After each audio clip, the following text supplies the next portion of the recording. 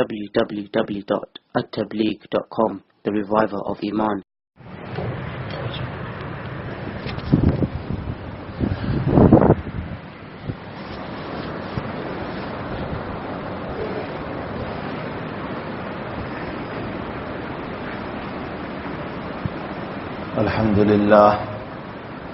الحمد لله نحمده ونستعينه ونستغفره ونؤمن به ونتوكل عليه ونعوذ بالله من شرور أنفسنا ومن سيئات أعمالنا من يهده الله فلا مضل له ومن يضلله فلا هادي له ونشهد أن لا إله إلا الله وحده لا شريك له ونشهد أن سيدنا ومولانا محمدا عبده ورسوله أما بعد فأعوذ بالله من الشيطان الرجيم بسم الله الرحمن الرحيم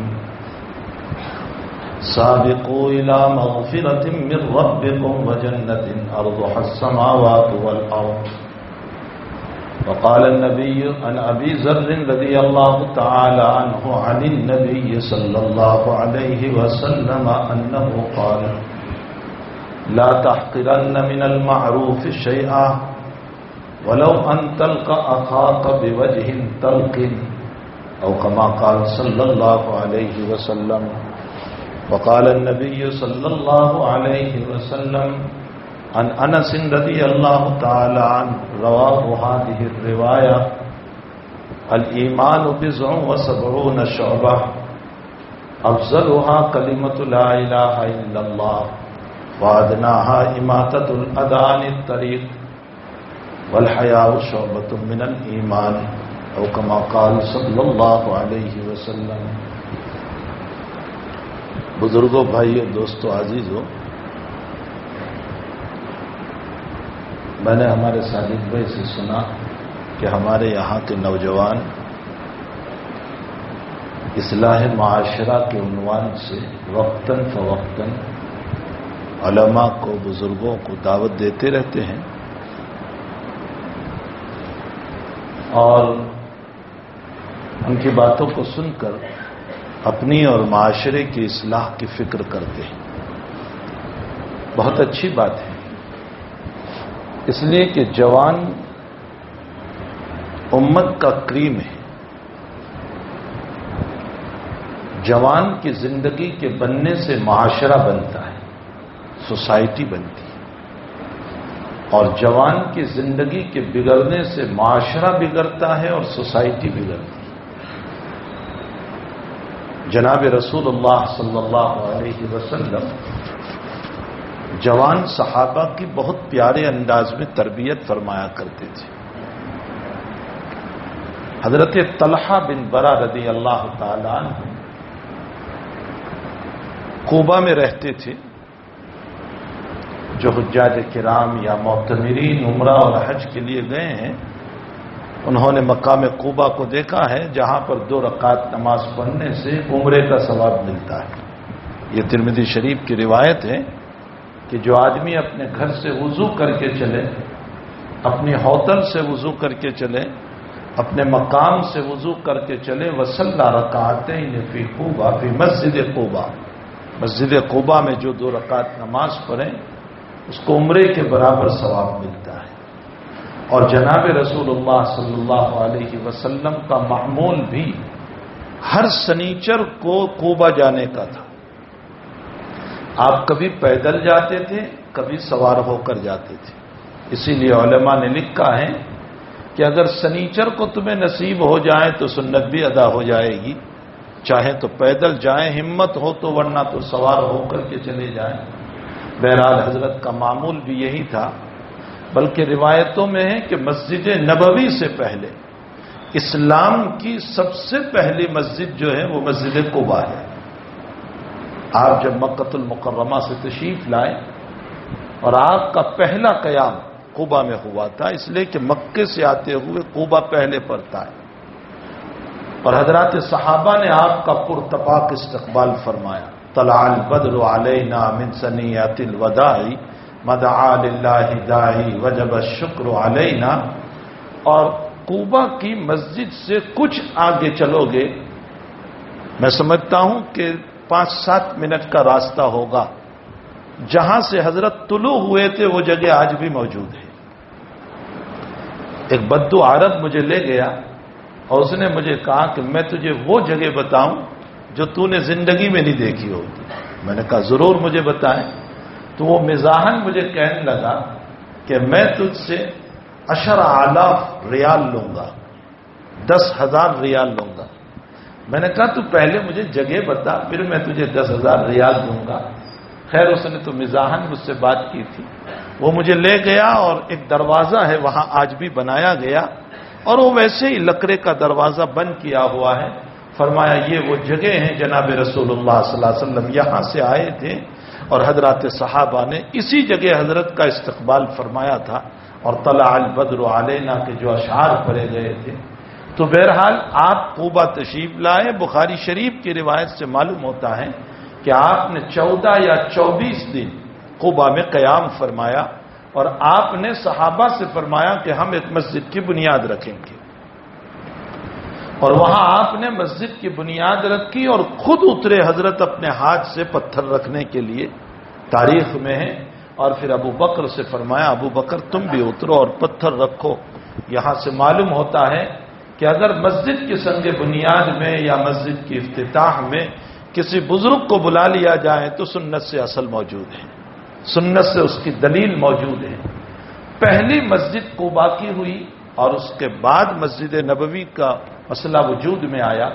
تو قباء وہ بستی ہے جس کو یہ شرف بھی حاصل ہے کہ سب سے پہلی مسجد وہیں بنائی گئی اور اسی مسجد کی فضیلت میں آپ نے فرمایا کہ 2 رکعت جو نماز پڑھے گا اس کو عمرے کے برابر ثواب ملے گا.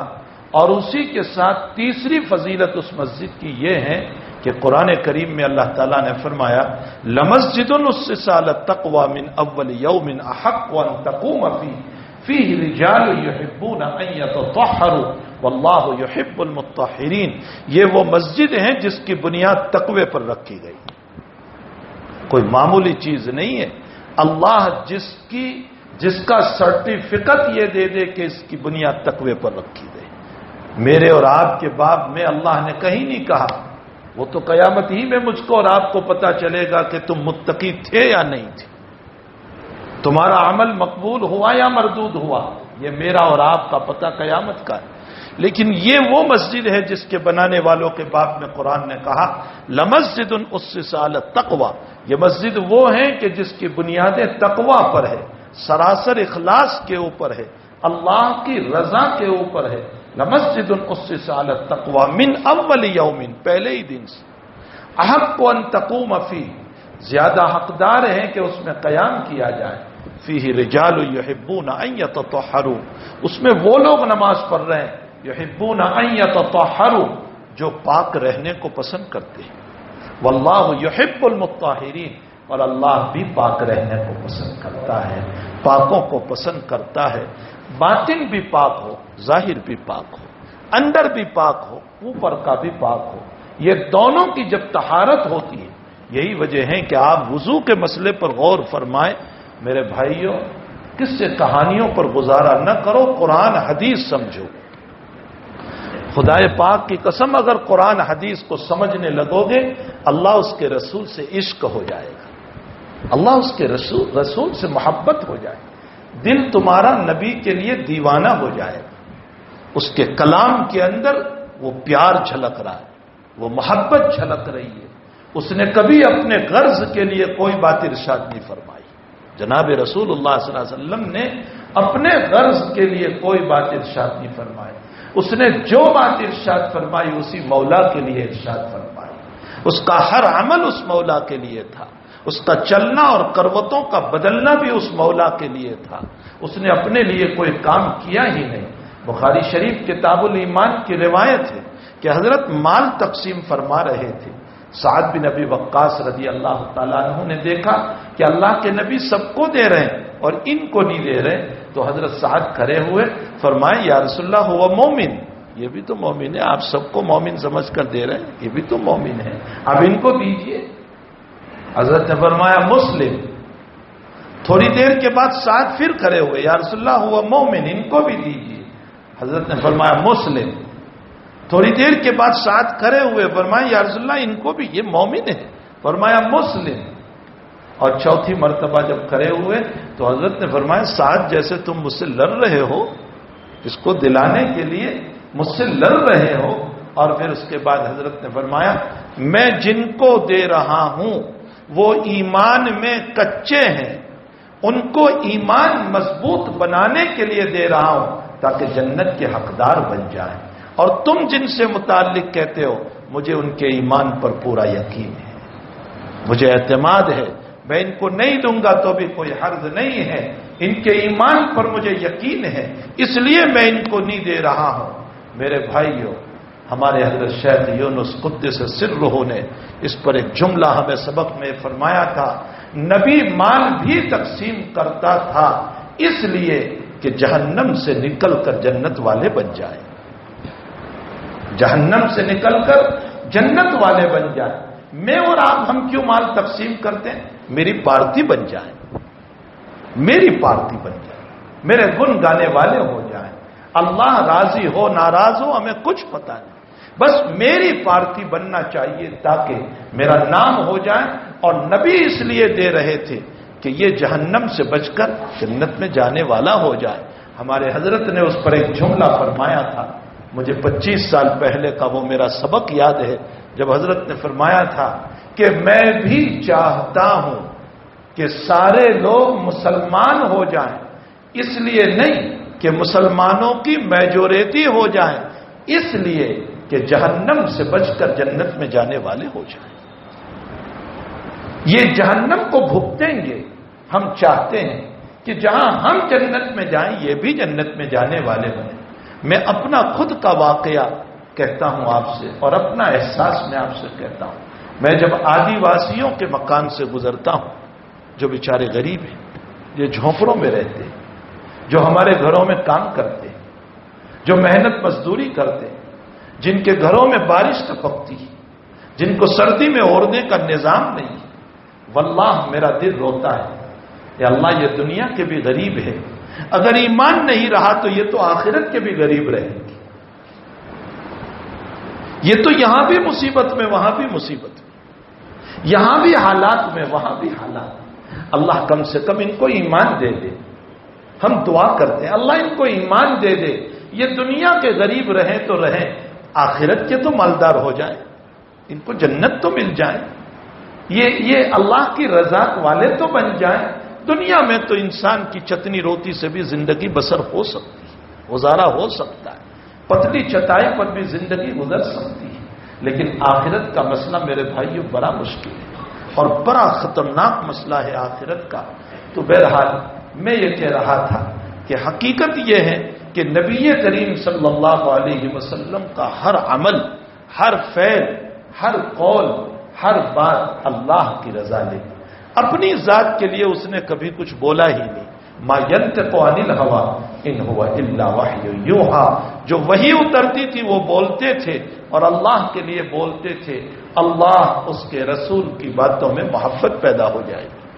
ہمارے حضرت شیخ مولانا محمد زکریا صاحب قادر ثم المحاضر المدنی نور اللہ مرقدہ جب بخاری شریف کا سبق شروع فرماتے تو حضرت فرماتے تھے طلبہ بخاری شریف کیوں پڑھتے ہو؟ اسی لیے تو پڑھتے ہو کہ سعادت دارین نصیب ہو، یعنی دنیا کی کامیابی اور آخرت کی کامیابی، اسی لیے تو پڑھتے ہو۔ فرمائے اس میں کوئی شک نہیں کہ جو نبی کی باتوں کو پڑھے گا اللہ اس کو دنیا بھی عطا کرے گا کامیاب، آخرت بھی عطا کرے گا کامیاب، یقیناً۔ حضرت شیخ فرماتے ہیں لیکن ایک بات میرے دل میں بھی آتی ہے۔ حضرت شیخ کہتے ہیں اور وہ کیا بات ہے؟ فرمایا میرے دل میں یہ بات آتی ہے، اللہ ہمیں اس حدیث شریف کے پڑھنے پر کوئی ثواب نہ دے، کوئی بدلہ آخرت میں نہ دے، تو بھی ہم اس لیے پڑھ رہے ہیں کہ ہمارے محبوب کی ادائیں ہیں اور محبوب کی اداؤں سے ہمیں محبت ہے۔ دنیا میں ہر انسان کو اپنے محبوب کے طریقے پسند ہوتے ہیں کہ یہ میرے محبوب کا طریقہ ہے، یہ میرے محبوب کی باتیں ہیں، تو ہمیں اپنے محبوب کی اداؤں سے محبت ہے، اپنے محبوب کے طریقوں سے محبت ہے، ان کے لب و لہجے سے محبت ہے، ان کی باتوں سے ہمیں محبت ہے، ان کے کلام اور ان کی حیاتوں سے اور ان کی شکلوں سے اور ان کے اٹھک بیٹھک سے ہمیں محبت ہے۔ ہم چاہتے ہیں ہمیں کوئی ثواب نہ ملے تو نہ ملے، ہم اسی لیے پڑھتے ہیں کہ ہمارے محبوب کی ادائیں ہیں۔ کتنی پیاری بات حضرت شیخ رحمۃ اللہ علیہ نے فرمائی۔ تو بہرحال میرے بھائیوں، آقا صلی اللہ علیہ وسلم کی زندگی کو کھول پڑھو، علماء سے سمجھو آپ کی زندگی کو، اور اپنے آپ کو بنانے کی فکر کرو، نبی کے طریقوں پر اپنے آپ کو لانے کی کوشش کرو۔ جتنے نبی کے طریقوں پر رہیں گے انشاءاللہ اتنا ہی قرب حضور پاک صلی اللہ علیہ وسلم سے ہم کو نصیب ہوگا۔ تو خیر میں تو یہ کہہ رہا تھا کہ مسجد قوبا سے متعلق فرمایا گیا لمسجد اسس علی التقوی من اول یوم احق ان تقوم فیہ رجال یحبون ان یتطہروا، اس میں نماز پڑھنے والے پاک صاف رہتے ہیں۔ اللہ بھی پاک صاف لوگوں کو پسند کرتا ہے، اللہ کو طہارت پسند ہے، ظاہر کی بھی باطن کی بھی اللہ کو طہارت پسند ہے۔ اسی لیے تو جہاں ہم وضو کرتے ہیں تو ہم نے ظاہر کو پاک کیا، تو اللہ کے نبی علیہ الصلوۃ والسلام نے ہمیں دعا سکھائی، اللہم اغفر لی ذنبی ووسع لی داری وبارک لی رزقی، اللہم اغفر لی ذنبی، اور دوسری دعا بتائی اللہم اجعلنی من التوابین واجعلنی من المتطہرین، اے اللہ مجھے توبہ کرنے والوں میں سے بنا دے اور مجھے صاف ستھرا بنا دے۔ اور وہ پہلی دعا اللہم اغفر لی ذنبی، اللہ میرے گناہ کو معاف کر، ووسع لی داری، اللہ میرے گھر کو وسیع فرما، وبارک لی فی رزقی، اور میرے رزق میں برکت عطا فرما۔ امام غزالی نے لکھا ہے کہ جس کے پاس مکان نہ ہو وہ وضو کے بعد اس دعا کا اہتمام کرے، اللہ غیر سے شکل بنا کر اس کو مکان عطا فرما دے گی۔ پورے اہتمام کے ساتھ امام غزالی نے کہا، فرمایا جس کو غربت ہے اس کو چاہیے کہ ہر وضو کے بعد یہ دعا پڑھے۔ اس کے اندر ہے نبی علیہ السلام نے وبارک لی فی رزقی، اللہ میرے رزق میں برکت عطا فرما، اللہ تعالیٰ اس کے رزق کے اندر برکت عطا فرمائیں گے۔ پورے کانفیڈنس کے ساتھ، پورے اعتماد کے ساتھ، پورے وثوق کے ساتھ حضرت امام غزالی نے یہ بات لکھی ہے۔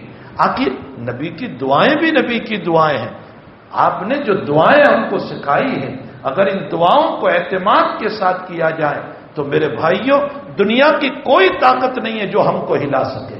لیکن افسوس یہ ہے کہ نہ دعا کا طریقہ ہمیں معلوم، نہ اللہ سے مانگنے کا طریقہ معلوم، نہ اس سے تعلق جوڑنے کا طریقہ معلوم، نہ اس سے لینے کے طریقے معلوم۔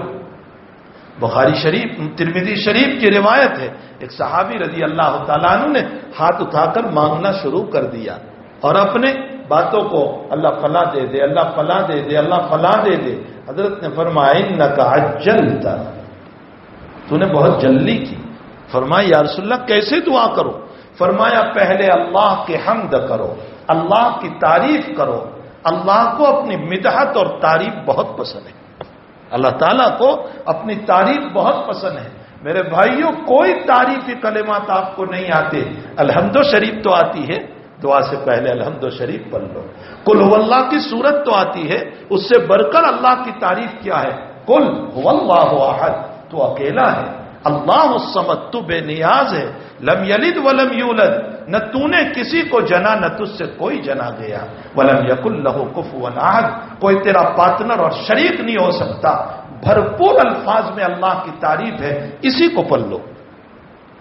اللہ کے نبی کہتے ہیں پہلے اللہ کی تعریف کر، اور تعریف کرنے کے بعد مجھ پر درود بھیج۔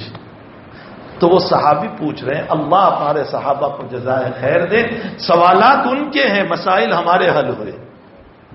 فرمایا اللہ کے نبی کتنی مرتبہ درود پڑھوں آپ پر، کتنی مرتبہ درود پڑھوں؟ حضرت نے فرمایا پلے ماشی کا، تیرا جو جی چاہے۔ فرمایا یا رسول اللہ 3/3 تو میں دعا کروں اور 1/3 آپ پر سلام بھیجوں، یعنی 1/4، 1/4۔ حضرت نے فرمایا وَلَوْ زِدْتَ لَخَيْرٌ لَكَ، اگر اس سے زیادہ کرے گا تو بہتر ہوگا۔ تو فرمایا اچھا 3 حصوں میں 1 حصہ درود شریف، 2 حصے دعا۔ فرمایا لو زدت لخیر لک، اور زیادہ کر بہتر ہوگا تیرے لیے۔ فرمایا حضرت آدھی دعا اور آدھا درود شریف آپ پر، فرمایا لو زدت لخیر لک، اگر اور زیادہ پڑے گا تیرے لیے بہتر ہوگا۔ فرمایا اچھا 2/3 درود شریف اور 1/3 میں دعا، لو زدت لخیر لک، اگر اور زیادہ پڑے تو بہتر ہوگا۔ فرمایا حضرت پھر تو دعا کا حصہ ہی میرا کیا رہا؟ فرمایا تو درود شریف ہی اگر مجھ پر پڑھتا رہا اور دعا نہ کر سکا تو تیرے بغیر مانگے ہوئے بھی اللہ دینی مرادوں کو پوری کر دے گا۔ نبی تو نبی ہے، محبوب ہیں، دلارے ہیں، پیارے ہیں، ان پر درود شریف پڑھنا حدیث شریف میں خود آپ نے فرمایا من صلی علیہ صلاۃ صلی اللہ علیہ عشرا، جس نے مجھ پر ایک درود بھیجا اللہ اس پر 10 رحمتوں کو نازل فرما دے۔ یہ خود جناب رسول اللہ صلی اللہ علیہ وسلم کا فرمان ہے۔ تو میرے بھائیوں، ہمارے پاس تو دعا کا طریقہ بھی نہیں ہے، ہاتھ اٹھایا بس اپنے مسائل کو مانگنا شروع کر دیا۔ اس روایت سے پتا چلا کہ دعا کرو پہلے اللہ کی تعریف کرو، نبی پر درود بھیجو، اور اس کے بعد کچھ اپنی آہوجاری سناؤ، کچھ منت سماجت سناؤ، کچھ اپنی کارگزاریاں سناؤ اللہ کو۔ ارے دنیا میں اگر ان کے پاس چلا جاؤں اپنی ضرورت کو لے کر تو میں اپنی کارگزاری سناتا ہوں، میرا ایسا ہو گیا، میں نے قرض دیا تھا کوئی واپس نہیں کر رہا ہے، میں قرض میں ڈوب گیا، میرے قرض کا ایسا مسئلہ ہو گیا، میرا بیٹا باغی ہو گیا، پیسے لے کر چلا گیا۔ میں کتنی کارگزاری اپنے رازوں کو کھول دیتا ہوں ان کے سامنے، حتیٰ کہ میں اپنے آپ کو ذلیل اور کمینہ ایک مخلوق کے سامنے بنا کر کے میں ساری رازوں کی باتوں کو سنا کر کے میں خوشامدیں ان کی کرتا ہوں۔ اللہ کے سامنے بھی تو ذرا ہم اپنی آہوجاری سنائیں، اپنی کارگزاری سنائیں، اپنے حالات سنائیں، اپنے اگرچہ وہ جانتا ہے، لیکن جب ہم آہوجاری کریں گے، جب اپنی کارگزاری سنائیں گے، اپنی باتوں کو سنائیں گے، اللہ کو مزہ آتا ہے، اور جب مزہ آتا ہے تو وہ پھر نوازتا ہے۔ حضرت نوح علیہ السلام نے جب دعا فرمائی تو ایک دم سے نہیں کہہ دیا اللہ ان کو پکڑ کے ہلاک کر دے، اپنی کارگزاری سنائے، رب انی دعوت قومی لیلا ونہارا فلم یزدہم دعائی الا فرارا وانی کلما دعوتہم لتغفر لہم جعلوا اصابعہم فی آذانہم واستغشوا ثیابہم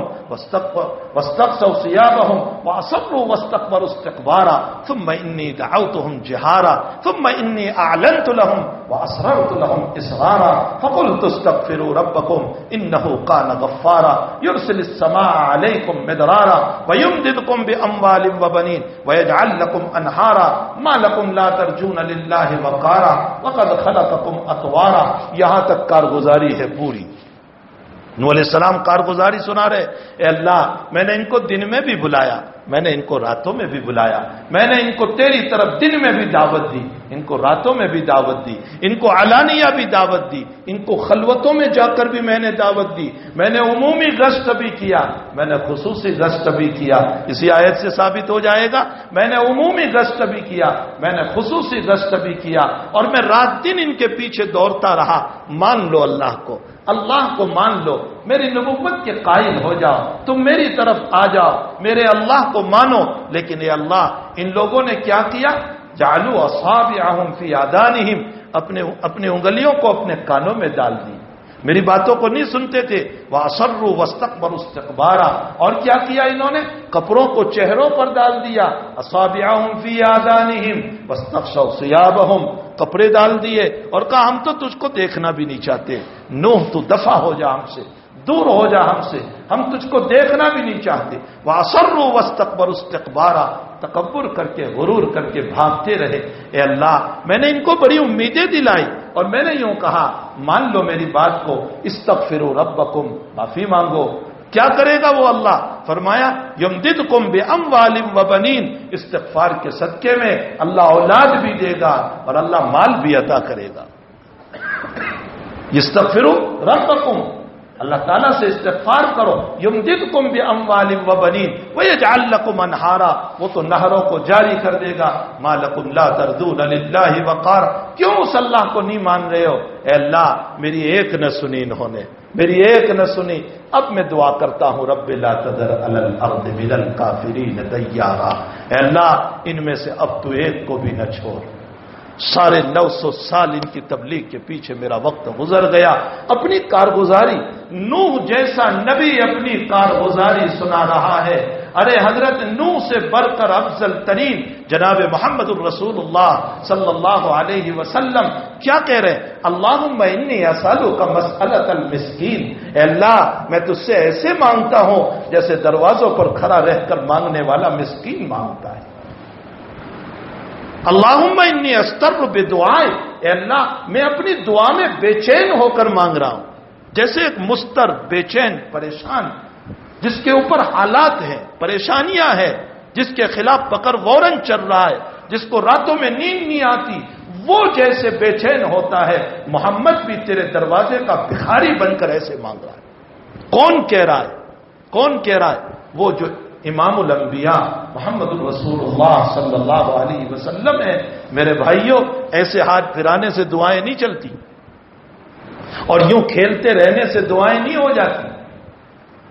دنیا کے دربار پر جب جاتے ہیں تو خوشامدوں کا پلہ لگا کر کے گھنٹوں اس کی منت و سماجت کرتے رہتے ہیں. کیا اس مالک کے سامنے کھلونا بن کر بیٹھیں اور وہ رحمت کو اتار دیں اور وہ دشمنوں کو پامال کر دیں اور وہ حالات کو پامال کر دیں اور کوئی ہمارے خلاف نہ آئے؟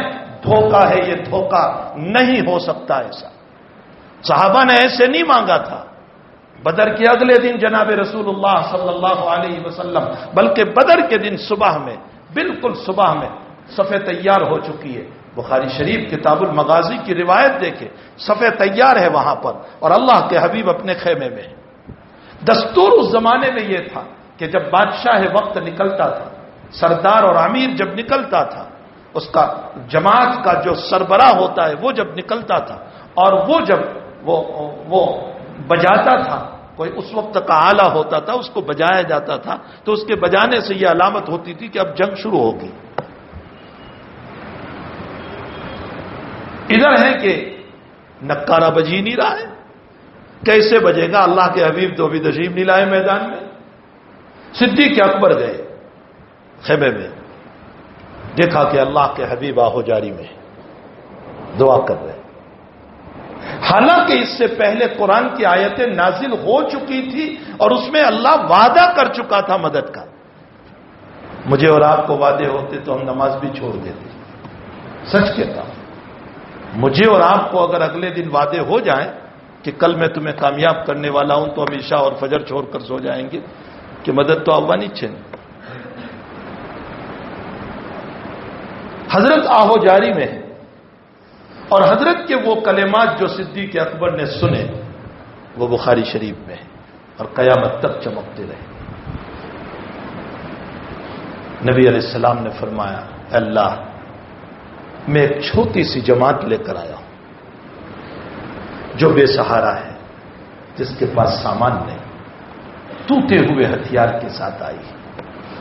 ان لوگوں کے مقابلے میں جو بڑی جماعت ہے اور ہتھیاروں سے لیس ہے، ان کے مقابلے میں میں چھوٹی سی جماعت کو لے کر آیا ہوں. اللہ اگر تو نہ چاہے اور اگر تو یہ چاہتا ہو کہ قیامت تک اس زمین پر تیرا نام ختم ہو جائے، کوئی تیرا نام لینے والا نہ رہے، اگر تو یہ چاہتا ہو تو میری اس جماعت کو ختم کر دینا. لیکن اے اللہ یاد رکھ، اگر یہ جماعت ختم ہو گئی جو بڑی محنت سے بنی ہے، 15 سال لگے تھے اس جماعت کو بنانے میں، 15 سال لگے، بڑی محنت سے بنی ہے. میرے رب اگر یہ جماعت ختم ہو گئی تو تیرے نام کو بلند کرنے والا قیامت تک کوئی نہیں رہے گا. اس آہو جاری سے حضرت نے دعا فرمائی کہ ہاتھ یوں ہو گئے اور چادر مبارک پیچھے گر گئی. صدیق اکبر نے چادر ڈالی اور فرمایا، حسبک یا رسول اللہ، بس بس اللہ کے نبی، بس ہو گیا، اللہ نے آپ کی سن لی. جب یقین ہو گیا آپ کو صدیق کے کہنے سے، اب حضرت نکلے اور نکارہ بجایا. یہ ہیں جناب رسول اللہ صلی اللہ علیہ وسلم کے مانگنے کی کیفیت. کیا ہمارے اندر یہ مانگنے کی کیفیت ہے؟ کیا ہم ان طریقوں پر دعا کرتے ہیں؟ کیا ہم نے ان اصولوں کو اپنایا ہے دعا میں؟ اور پھر ہم بڑے بڑے خواب دیکھ رہے ہیں کہ ہماری صبح میں دعا ہو اور ظہر تک دشمن ہلاک ہو جائے، اور ظہر میں دعا ہو اور عصر تک دشمن ہلاک ہو جائے، یہ خواب ہے، حقیقت نہیں ہو سکتا۔ یہ کاغذ کے پھول ہیں، خوشبو نہیں آ سکتی۔ آج ہمارا حال یہ ہو گیا کہ ہم نے گندگیوں پر بیٹھ کر خوشبو کو تلاش کیا ہے، گناہوں کے ڈھیر پر بیٹھ کر ہم چاہتے ہیں کہ رحمتیں اتر آئے اللہ۔ آج ہمارا حال یہ ہے کہ کانٹوں کی بار پر بیٹھ کر سکون تلاش کر رہے ہیں، کانٹوں کی بار پر سکون نہیں ملتا، گناہوں کی بار پر سکون نہیں ملا کرتا۔ سکون اللہ کی یادوں میں ملتا ہے، اللہ سے تعلق میں ملتا ہے۔ اللہ بذکر اللہ تطمئن القلوب، اللہ کی یادوں میں سکون ملتا ہے، نمازوں میں سکون ملتا ہے۔ تو بہرحال میرے بھائیوں، نبی کی دعائیں بھی بڑی عجیب تھی، امت کو سکھایا گیا کہ تم کیسے دعا کرو گے، اللہ کی تعریف کرو، نبی علیہ السلام پر درود بھیجو، اپنی کچھ کارگزاری سناؤ اس اللہ کو، اور کارگزاری کے بعد پھر اپنی ضرورت کو اللہ کے سامنے رکھو، اللہ یقیناً تمہیں عطا کرے گا، یقیناً تمہیں عطا کرے گا۔ آپ کی دعائیں، میں نے ابھی کسی جگہ ایک دعا نقل کی، میں نے کہا روزے کی افطاری پر ایک دعا تو سبھی جانتے، بسم لک صمت و بک آمنت، سبھی جانتے، افطر تو میں نے افطار کر لی، لیکن ایک دعا جو جناب رسول اللہ صلی اللہ علیہ وسلم نے افطاری کے بعد فرمائی، افطاری کے بعد، ذهب الظمآ وابتلت العیون ووجب الاجر انشاءاللہ۔ ذهب الظمآ، پیاس بجھ گئی، وابتلت العیون، رگیں تر ہو گئی، 15 گھنٹے آپ نے روزہ رکھا، دھوپ تھی شدید، اور 15 گھنٹے کے بعد جب آپ شربت پی رہے ہیں، جب آپ پانی پی رہے ہیں، تو رگیں تر ہو جاتی ہے یا نہیں؟ پیاس مٹ گئی کہ نہیں؟ اسی لیے آقا صلی اللہ علیہ وسلم نے فرمایا للصائم فرحتان، فرحت عند الفطر و فرحت عند لقاء ربہ، فرمایا روزے دار کے لیے 2 خوشیاں، ایک افطاری کے موقع پر اور ایک قیامت کے دن جب رب کریم سے ملے گا اور اللہ اپنے ہاتھوں سے ثواب عطا کرے گا۔ ذهب الظمآ، پیاس بجھ گئی، وابتلت العیون، رگیں تر ہو گئی، یہ تو دنیا کا حال، ووجب الاجر انشاءاللہ، اور انشاءاللہ اجر بھی میرا اللہ پر واجب ہو گیا۔ کیسی پیاری دعا ہے، میں اتنی لمبی دعا کرتا ہوں، اس میں وہ مطلب نہیں نکلتا جو میرے آقا کے چھوٹے سے جملے میں ہوا کرتا ہے۔ نبی کریم صلی اللہ علیہ وسلم کے چھوٹے سے جملے میں جو مطالب ہوا کرتے، آپ نے وضو کے بعد ہمیں دعا سکھائی۔ وہ دعا کیوں سکھائی؟ اس لیے سکھائی اللہم اجعلنی من التوابین وجعلنی من المتطہرین، اس لیے کہ اے اللہ میں نے پانی سے میرے ظاہر کو صاف کیا ہے، اے اللہ توبہ کے ذریعے سے میرے باطن کو بھی صاف کر، ظاہر بھی صاف باطن بھی صاف۔ حضرت الامام غزالی رحمۃ اللہ علیہ سے کسی ملحد نے، کسی دہریے نے ایک سوال کیا، فرمایا تم سارے مسلمان قرآن کے خلاف کر رہے ہو۔ کہا کیسے ہم قرآن کے خلاف کر رہے ہیں؟ کہا تمہارا قرآن تو وضو شروع کرتا ہے چہرہ دھونے سے، اذا کنتم الی الصلاۃ فاغسلوا وجوہکم وایدیکم الی المرافق وامسحوا برؤوسکم وارجلکم الی الکعبین، چہرے سے قرآن نے وضو شروع کیا، اور تم کہاں سے وضو شروع کرتے ہو؟ ہاتھ دھو، کلی کرو، ناک میں پانی ڈالو، چہرہ دھونا تو 4 نمبر پر، تو تم قرآن کے خلاف کر رہے ہو۔ اگر آج کل کی انٹرنیٹ کے زمانے میں یہ سوال اگر کوئی لے کر آتا تو شاید میرا مسلمان یہ کہہ دیتا کہ ہاں یا تم صحیح کہہ رہے ہو، واقعتاً میں تو قرآن کے خلاف کر رہا ہوں۔ چونکہ یہ علماء انٹرنیٹ جو ہے وہ الحاد والا علم بھی لے رہے ہیں، کفر والا علم بھی لے رہے ہیں، قادیانیت والا علم بھی لے رہے ہیں، رافضیت اور شیعت والا علم بھی لے رہے ہیں، اور انہوں کو پتہ ہی نہیں ہے کہ کون سے قرآن کی تفسیر میں پڑھ رہا ہوں، یہ مفسر صحیح بھی ہے یا غلط، اس کی تفسیر صحیح بھی ہے یا غلط۔ اسی لیے انٹرنیٹ کے علم پر اعتماد نہ کرو، علم وہی معتبر ہے جو سینہ در سینہ چلتا ہے، جو سینہ در سینہ چلتا ہے یہ علم اصل ہے۔ اور یہی وجہ ہے کہ جن لوگوں نے اپنے عقل و فراست کی بنیاد پر علم حاصل کیا ضلوا و اضلوا، خود بھی گمراہ ہوئے اور دوسروں کو بھی گمراہ کیا۔ بعض تفسیریں ہماری اردو میں ہیں جس میں لکھا ہوا ہے کہ نبی علیہ السلام نے داڑھی اس لیے رکھی تھی کہ مشرکین مکہ داڑھی رکھتے تھے، ابو جہل داڑھی رکھتا تھا، اس لیے نبی نے داڑھی رکھی۔ الیاذ باللہ، جو نبی سب کا امام بن کر آیا، اس کا امام تم نے ابو جہل کو بنا دیا۔ اب اسی طرح کی تفسیر پڑھو گے اور تمہیں پتا نہیں کہ یہ تفسیر قابل اعتماد ہے بھی یا نہیں، نتیجہ یہ ہوگا گمراہ ہو جاؤ گے۔ اس لیے انٹرنیٹ کے علوم پر نہ جاؤ، علوم بولو جو سینہ در سینہ چلتا ہے، علماء معتبرہ سے جو علم چلتا ہے ان علوم کو حاصل کرو۔ بہرحال امام غزالی کے سامنے جب یہ سوال آیا تو حضرت نے بڑا فلسفیانہ جواب دیا۔ امام غزالی رحمۃ اللہ علیہ نے فرمایا کہ وضو اللہ نے ہم کو حکم اس لیے دیا کہ اس وضو کے ذریعے سے نماز پڑھنا ہے، اور نماز مقدس ترین عبادت، اس سے بڑھ کر کوئی عبادت نہیں ہو سکتی۔ ظاہر سی بات ہے کہ مقدس ترین عبادت کے لیے جو وضو کرنا ہے تو وہ پانی بھی مقدس ہونا چاہیے، پاک اور پوتر ہونا چاہیے، مقدس پانی ہونا چاہیے۔ فرمایا کہ ہمارے آقا صلی اللہ علیہ وسلم نے اس پانی کو پرکھنے کے لیے کہ مقدس ہے یا نہیں، پاک ہے یا نہیں، پوتر ہے یا نہیں، صاف ہے یا نہیں، فرمایا پانی کو پرکھنے کے 3 طریقے، اس کا رنگ، اس کا مزہ اور اس کی بو، ان تینوں کے ذریعے سے پانی پرکھا جاتا ہے۔ ہمارے آقا نے فرمایا پہلے ہاتھ دھوو، ہاتھ کے ذریعے سے کلر کا پتہ چل جائے گا پانی پاک ہے یا نہیں، پھر کلی کرو، ذائقے کے ذریعے سے پتہ چل جائے گا پانی وضو کے قابل ہے یا نہیں، پھر ناک میں پانی ڈالو تاکہ بو کے ذریعے سے پتہ چل جائے کہ پانی پاک ہے یا نہیں۔ جب تینوں سے پانی کا مقدس، پاک اور پوتر ہونا ثابت ہو گیا تو اب قرآن پر عمل کرو، اذا قمتم الى الصلاۃ فاغسلوا وجوہکم، چہرہ دھونا شروع کرو۔ میرے بھائیوں، یہ ہیں ہمارے اکابر جنہوں نے اسلام کو صاف ستھرا کر کے ہمیں دیا ہے۔ ہمارا کام صرف اتنا ہے کہ ہم پڑھیں۔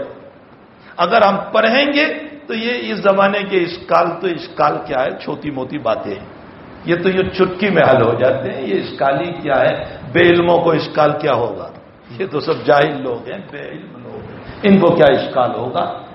اس کو کون اشکال؟ تو وہ پڑھے لکھوں کا تھا جو ہمارے اکابر کے سامنے ہوا تھا، انہوں نے کھول کھول کر بیان کیا۔ ابن قیم رحمت اللہ علیہ سے کسی نے سوال کیا، فرمایا نماز جیسی مقدس عبادت لیکن اس کے بدلے میں اللہ اپنے ہاتھوں سے ثواب نہیں دیتا، حج جیسی عشق والی عبادت اپنے ہاتھوں سے ثواب نہیں دیتا، زکات جیسی اعلیٰ عبادت کہ انسان کو مال پیارا ہے، یہ کہتا ہے جان دے دوں لیکن مال نہ دوں، چمڑی دے دوں لیکن دمڑی نہ دوں، یہ ہماری کہاوتیں۔ اتنا پیارا مال ہونے کے باوجود یہ خرچ کر دیتا ہے، تو اتنی اونچی عبادت، اس پر بھی اللہ نے نہیں کہا کہ میرے ہاتھ سے میں دوں گا۔ روزے میں کیا بات آ گئی کہ اللہ کہتا ہے کہ الصوم لی وانا اجزی بہ، میں میرے ہاتھوں سے دوں گا، ایسی روزے میں کون سی خصوصیت؟ ابن قیم رحمت اللہ علیہ نے فرمایا کہ حقیقت یہ ہے کہ اللہ نماز نہیں پڑھتا، اس لیے کہ نماز عاجزی ہے، اللہ عاجزی سے پاک ہے، اس لیے وہ نماز نہیں پڑھتا۔ اللہ زکات نہیں دیتا، اس نے تو سارا مال لوگوں کے لیے وقف کر رکھا ہے، دے رکھا ہے۔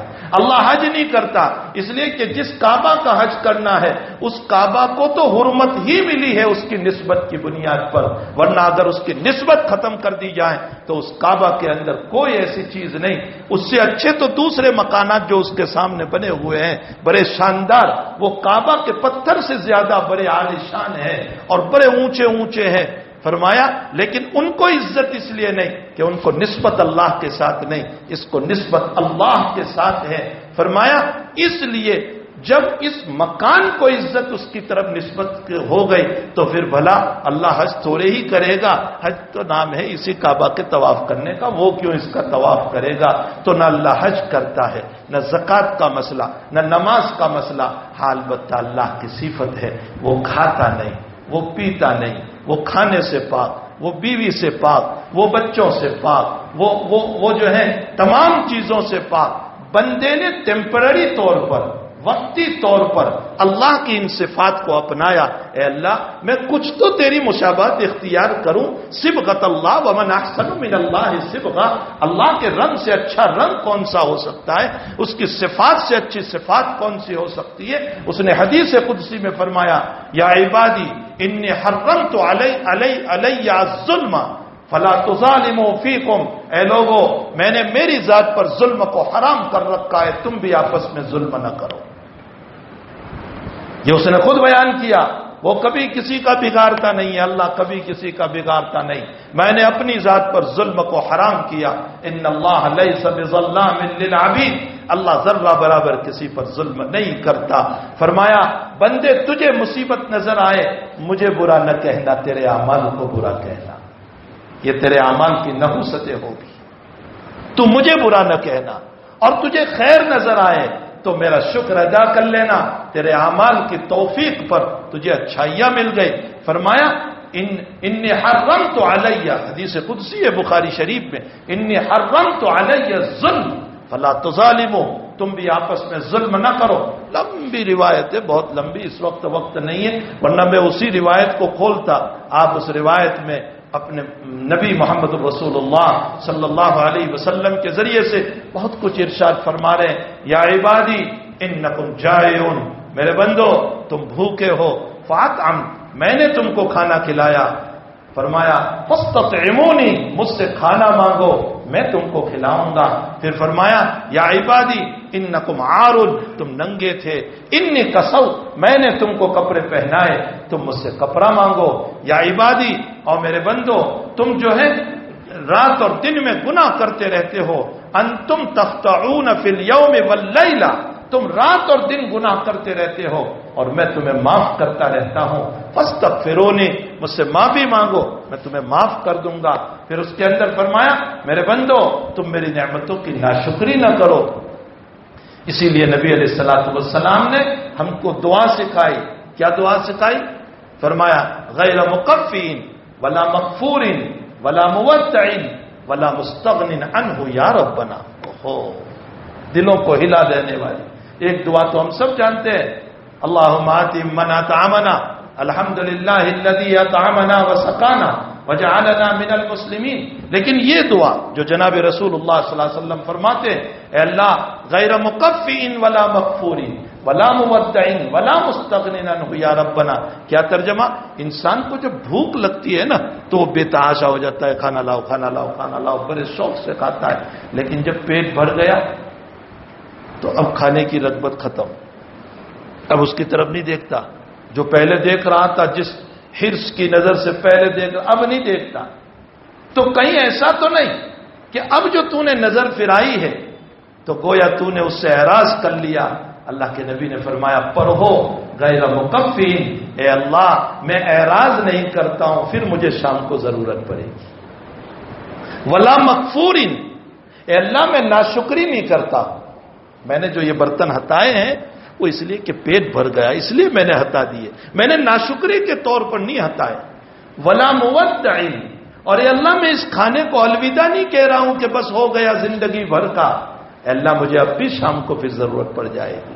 ولا مستغن، اللہ میں تجھ سے بے نیاز نہیں ہو سکتا ہوں، اے میرے رب میں تجھ سے کتنی پیاری دعا ہے، غیر مکفین ولا مغفور ولا مودع ولا مستغن عنہ یا ربنا۔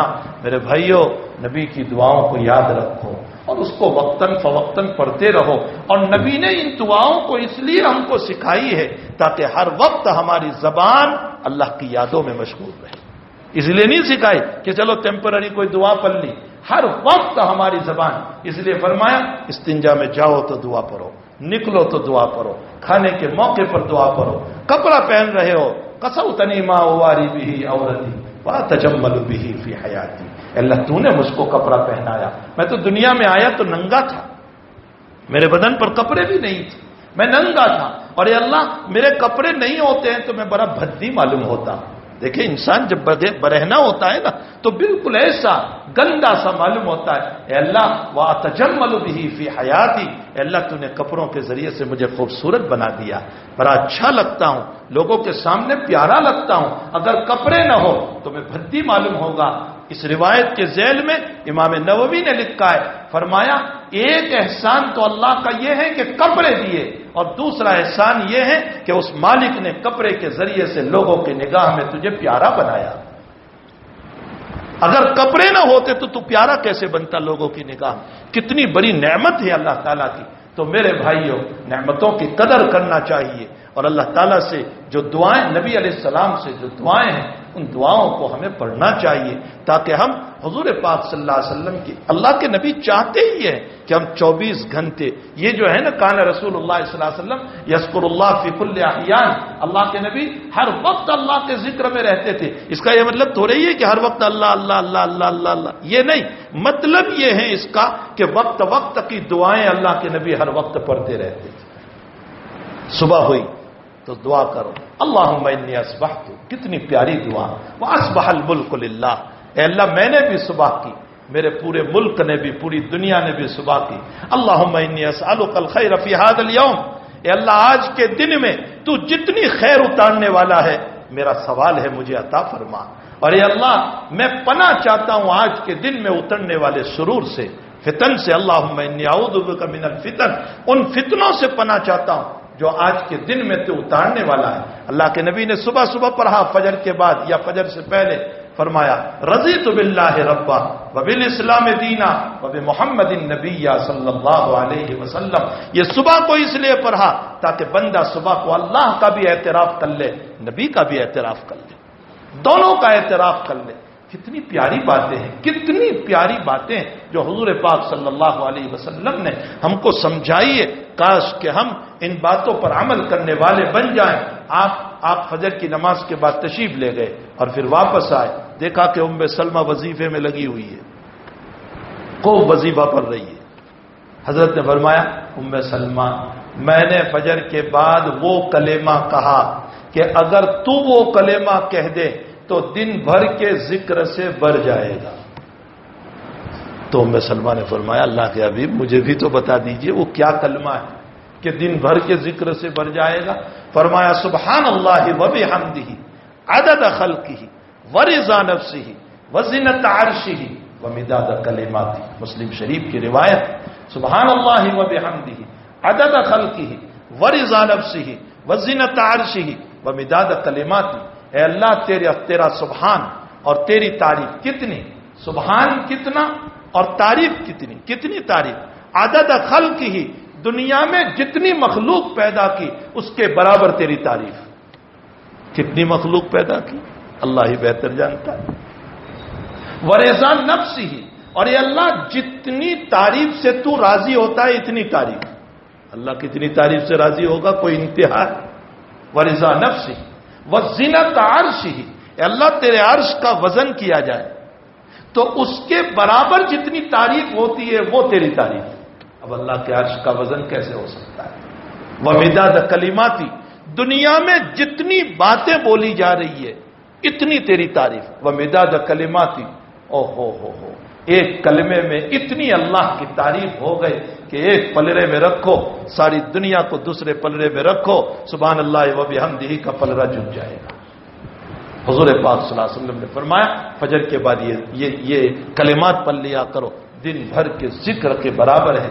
سبحان اللہ وبحمدہ عدد خلقہ ورضا نفسہ وزنۃ عرشہ ومداد کلماتہ. بہرحال میرے بھائیو بات سے بات چل پڑی، میں تو کچھ اور کہنا چاہ رہا تھا.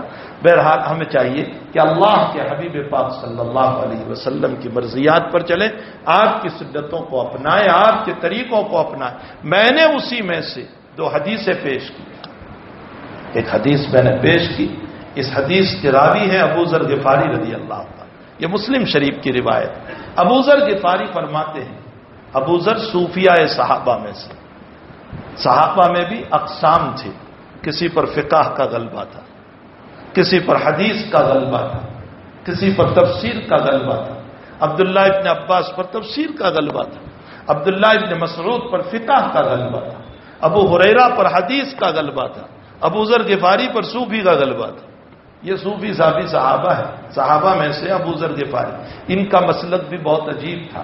ان کا مسلک یہ تھا کہ ضرورت سے زائد جتنا مال ہے سب خرچ کرو، پھر تو صادق بھائی ٹھیلا بھر کے ہی لے جائیں گے سب تمہارے پاس سے. ضرورت سے زائد جتنا مال ہے سب نکالو، یہ نصاب وصاب کوئی چیز نہیں، ضرورت سے زائد ہے وہ سب دے دو ان کو، تاکہ یہ ادھر بارش والے ماحول میں لے جا کر تقسیم کر دیں. یہ ان کا مسلک تھا. حضرت معاویہ رضی اللہ تعالیٰ عنہ حضرت عثمان کے دور میں گورنر تھے شام کے. ابو ذر بھی وہاں تھے، ڈنڈا لے کر چلتے تھے ہاتھ میں اور کہتے تھے ضرورت سے زائد ہے صدقہ کرو ورنہ پٹائی کروں گا. ناک میں دم کر دیا تھا. حضرت معاویہ نے لکھا امیر المؤمنین حضرت عثمان کہ حضرت ابو ذر نے ناک میں دم کر دیا، اور پرانے صحابی ہیں، بڑے ہیں، اس لیے ہم ان کو کچھ کہہ بھی نہیں سکتے، بڑے ہیں، یہ تو پرانوں کی قدر ہوتی ہے. فرمایا حضرت یہ پرانے ہیں، بڑے ہیں. تو حضرت عثمان نے ان کو مدینے بلا لیا. فرمایا تم مدینے آ جاؤ. اب مدینے میں آئے تو یہاں بھی دندا لے کر چل رہے ہیں. تو حضرت عثمان نے فرمایا کہ تم ایک کام کرو، تمہارے مسلک پر کوئی بنے گی نہیں کسی سے، تم دیہات میں چلے جاؤ، دیہات میں مال ہوگا بھی نہیں، تمہارا جھگڑا بھی نہیں ہوگا. تو ان کو ربضہ بھیج دیا. مدینۃ المنورہ سے قریباً 70 کلومیٹر پر ہے مقام ربضہ. یہ عاجز گیا ہے حضرت کی مزار پر، اور میں جب ان کی مزار پر گیا تو آنکھوں سے آنسو آئے. میں نے کہا اے ابو ذر، تجھے ہی اللہ کے نبی نے کہا تھا کہ تو اکیلا جیے گا اکیلا مرے گا. یہ نبی کی پیشین گوئی تھی حضرت ابو ذر کے بعد. بہرحال ابو ذر غفاری رضی اللہ تعالیٰ عنہ. تو حضرت عثمان نے فرمایا تم دیہات میں چلے جاؤ. بس انہوں نے اپنی زندگی دیہات میں گزاری. کسی صحابی کا وہاں گزر ہوا تو ان سے کہا کہ تم یہ دیہات میں رہتے ہو؟ فرمایا امیر المؤمنین کا حکم ہے، اور میرے نبی کا فرمان یہ تھا کہ ابو ذر تجھ پر اگر کالے بال والا کالے چہرے والا حبشی بھی امیر بن جائے تو اس کی بھی اطاعت تیرے ذمہ ضروری ہوگی. بس میں اپنے امیر کی اطاعت کر رہا ہوں، انہوں نے مجھے یہاں بھیجا، میں یہاں رہ رہا ہوں. اور وہیں پر آپ کی وفات ہو گئی، وہیں آپ کی موت ہو گئی. یہ ابو ذر غفاری، ان کے اسلام کا واقعہ بھی امام بخاری نے بخاری شریف میں بڑا لمبا چوڑا نقل کیا. یہ فرماتے ہیں میں قبیلہ غفار کا تھا، میں نے میرے بھائی کو انکوائری کے لیے مکہ بھیجا کہ یہ محمد نامی جو انسان ہے دیکھو ذرا تحقیق کرو سچا ہے جھوٹا ہے. بھائی نے آ کر بتایا لیکن مجھے تسلی نہ ہوئی تو میں خود گیا. جھولا بغل میں ڈالا تھا، کھجوریں تھی اس میں. فرمایا مطاف کعبہ میں پڑا رہا، میں پوچھوں تو کس سے پوچھوں، محمد کے خلاف سارا مکہ ہے، پوچھوں تو کس سے پوچھوں. دن گزر گیا. کب مغرب کے بعد اندھیرا سا ہوا تو ایک آدمی میرے پاس آیا، وہ تھے حضرت علی. فرمایا چلو میرے ساتھ کھانے کے لیے. تم مسافر ہو؟ کہا کھانے کے لیے لے گئے. مطاف میں آ کر سو گئے. دوسرا دن گزر گیا. فرمایا کس سے پوچھوں. شام ہوئی، علی آئے، کھانے کے لیے لے گئے. لیکن نہ علی ان کو پوچھ رہے ہیں نہ یہ علی کو پوچھ رہے ہیں، اس لیے کہ یہ سوچ رہے ہیں کہیں یہ بھی محمد کا مخالف نہ ہو کوئی. تیسرا دن ہوا، شام کو علی آئے. فرمایا چلیے کھانے کے لیے لے گئے. تو آج ابو ذر نے ڈرتے ڈرتے پوچھ لیا. فرمایا بھائی مکے میں کوئی محمد نامی انسان ہے، اس نے نبوت کا دعویٰ کیا ہے، وہ کہاں ہے؟ تو حضرت علی نے فرمایا واقعتاً تم ملنا چاہتے ہو؟ کہا میں انہی کا آدمی ہوں، میں تمہیں لے چلوں گا ایک جگہ، تم میرے پیچھے پیچھے چلتے رہنا. جہاں میں دیکھوں گا کہ کوئی دشمن ہے تو میں وہاں کوئی کام کرنے بیٹھ جاؤں گا. تم ٹھہرنا مت، تم چلتے رہنا. اگر تم ٹھہرو گے تو وہ یہ سمجھ لے گا کہ تم میرے ساتھ ہو. اور جہاں محمد کے وہ مقام ہوگا دار ارقم، وہاں میں اشارہ کروں گا، تم چلے جانا. ایسا ہی ہوا، یہاں تک کہ دار ارقم میں پہنچ گئے. کوئی سوال حضور سے نہیں فرمایا. روایت میں بخاری شریف کے ہیں، فرمایا ابو ذر نے چہرہ دیکھتے ہی واللہ اللہ کی قسم یہ چہرہ جھوٹا نہیں ہو سکتا ہے. صرف چہرہ دیکھ کر یہ چہرہ جھوٹا نہیں ہو سکتا. فرمایا اشہد ان لا الہ الا اللہ واشہد ان محمد رسول اللہ. وہی ایمان لے آئے. حضرت نے فرمایا اپنے ایمان کا اظہار نہ کرنا، حالات ٹھیک نہیں. ہر وقت جوش اچھا نہیں ہوتا ہے. بہت سے لوگ ہیں نا ہر وقت جوش غلط ہے یہ. ہر وقت جوش اچھا نہیں ہوتا، ہوش رکھنا چاہیے. یہ غلط بات ہے کہ ذرا ذرا سی بات میں جوش میں آ کر کے تم اپنا بھی نقصان کرو گے، مسلموں کا بھی نقصان کرو گے، دوسروں کو بھی تکلیف پہنچاؤ گے. تمہاری وجہ سے نہ معلوم کتنے مکانات جلائے جائیں گے، گرائے جائیں گے، کتنوں کو جیلوں کی سلاخوں کے پیچھے دھکیل دیا جائے. یہ سب غلط باتیں ہیں، سوچ سمجھنا چاہیے. انسان کو چاہیے کہ عقل کو ہوش میں اچھے اخلاق سے زندگی گزارے. فرمائے اسلام کا اظہار نہ کرنا، لیکن اسلامی اسپیچ جب آ جاتی ہے وہ رہتی کہاں ہے؟ مطاف کعبہ میں گئے، زور زور سے اشہد ان لا الہ الا اللہ، اشہد ان لا الہ. بس جو پٹائی شروع ہوئی آپ کی، بہت مارا. چچا عباس آ گئے، پہچانا. فرمایا کہاں مار رہے ہو اس کو؟ یہ تو وہ آدمی ہے جس کے قبیلے سے ہم شام جایا کرتے ہیں تجارت کرنے، راستہ بند کر دے گا یہ. چھوڑا. دوسرے دن پھر یہی کام حضرت نے شروع کر دیا، اشہد ان لا الہ الا اللہ. پھر پٹائی شروع ہوئی، پھر چچا عباس آ گئے، چھڑایا ان کو اور ان کو وہاں سے روانہ کیا کہ جاؤ بھائی اپنی بستی میں جاؤ. یہ ابو ذر کے اسلام کا واقعہ حضرت الامام بخاری رضی اللہ تعالیٰ عنہ بخاری شریف میں نقل فرمایا. بہرحال صحابہ کے اپنے اپنے ذوق تھے، ہر ایک پر کسی نہ کسی چیز کا غربہ تھا. ہر گلیرا رنگ و بوئے دیگر رس، ہر ایک پھول کی ایک خوشبو تھی. رشید احمد گنگوئی کی خوشبو یہ تھی کہ ذرا سی چوٹ لگتی تو بھی او اللہ مر جاؤں گا. اور قاسم نانوتوی کا حال یہ تھا کہ مصیبتوں کے پیالے پیے ہوئے اور کوئی پوچھ رہا ہے کیا حال ہے؟ اللہ کا فضل ہے پہلے سے اچھا ہوں. کیوں؟ اس لیے کہ رشید احمد گنگوئی کہہ رہا ہے میں اس رب کو سنا رہا ہوں تاکہ رحم آ جائے اس پر. اور قاسم نانوتوی رحمۃ اللہ علیہ کہہ رہے ہیں کہ میں صبر کر رہا ہوں، صبر کے راستے سے مالک کو رحم آ جائے مجھ پر. دونوں ہی اللہ تک پہنچ رہے ہیں، لیکن دونوں کے راستے اپنے ہیں. وہ حضرت گنگوئی علیہ الرحمہ کا راستہ، یہ حضرت نانوتوی رحمۃ اللہ علیہ کا راستہ. تو ہر گلیرا رنگ و بوئے دیگر رس، ہر پھل کی اپنی ایک خوشبو ہوا کرتی ہے. ابو ذر غفاری رضی اللہ تعالیٰ عنہ جناب رسول اللہ صلی اللہ علیہ وسلم کا فرمان نقل فرماتے ہیں. ارشاد فرمایا لا تحقرن من المعروف شیئا، کسی بھی نیکی کو حقیر نہ سمجھو. مجھے جو بتانا ہے نا اصلاح معاشرہ پر، کسی بھی نیکی کو حقیر نہ سمجھو. آگے نبی فرماتے ہیں وَلَوْ أَن تَلْقَ أَخَاكَ بِوَجْهٍ طَلْقٍ، چاہے تمہارے بھائی کو تم ہنس کر ملے، اس کو بھی حقیر نہ سمجھو، اللہ اس پر بھی تمہیں ثواب عطا کرے گا. دیکھو نبی کتنی پیاری مثال دیتے. وَلَوْ أَن تَلْقَ أَخَاكَ بِوَجْهٍ طَلْقٍ، ہنستے ہوئے اس لیے ہنس رہے ہیں کہ مجھے میرے نبی نے مومن بھائی کو ہنستے ہوئے ملنے کو کہا ہے کہ میں ہنستے ہوئے ملوں. روایتوں میں آتا ہے، مسلم شریف کی روایت بلکہ بخاری شریف کی روایت، حضرت عائشہ رضی اللہ ایک صحابی رضی اللہ تعالیٰ عنہ فرماتے ہیں کہ اللہ کے حبیب جب بھی کسی صحابی سے ملتے تھے مسکرا کر ملتے تھے. تصوف یہ نہیں ہے کہ منہ بنا کر بیٹھے ہوئے ہیں، صوفیت یہ نہیں ہے کہ ہنسنا ہی نہیں آ رہا ہے کبھی، یہ صوفیت نہیں ہے. صوفیت وہ ہے جو طریقہ نبوی پر ہو، اور طریقہ نبوی یہ ہے کہ اللہ کے نبی صحابہ سے ہنستے تھے. نبی علیہ الصلوۃ والسلام اپنے صحابہ سے ہنستے تھے، بولتے تھے، باتیں کرتے تھے. بہت ساری باتیں اس طرح کی ہے کہ حضرات صحابہ بیان فرماتے تھے، حضرت بیان ہنستے رہتے تھے. حضرت بیان فرماتے، کبھی کبھی صحابہ ایسی بات رکھ دیتے تھے جس پر ہنسی آ جاتی تھی.